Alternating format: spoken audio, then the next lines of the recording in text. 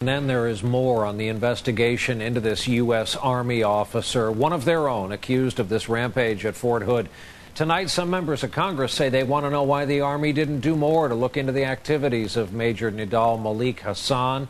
And our Justice correspondent, Pete Williams, with us from Washington, has learned more tonight about this suspect's contacts overseas. Pete, good evening.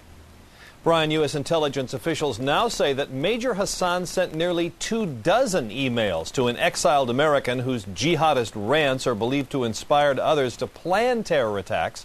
But nothing at the time, they say, suggested that Hasan himself presented any kind of danger. And this is what happens when we are left to our own limited judgment as human beings. Anwar al-Awlaki, an outspoken radical cleric, received a string of emails from Major Hasan, officials say, starting nearly a year ago and continuing for a few months. Investigators say Hasan asked questions that were deemed to be, quote, consistent with research he was conducting on Muslim soldiers and post-traumatic stress.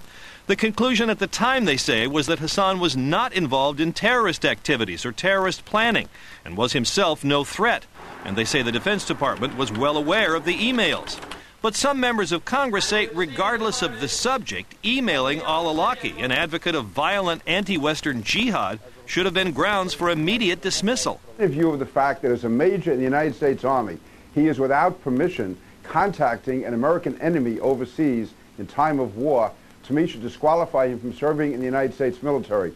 Officials say investigators at the time also looked at 10 years' worth of Hasan's Army personnel evaluations, described as strongly positive. The reviews said Hasan was making important contributions to the Army.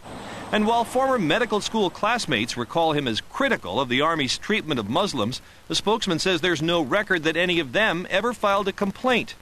Hasan formally expressed some of that criticism in a 2007 classroom presentation, first obtained by the Washington Post.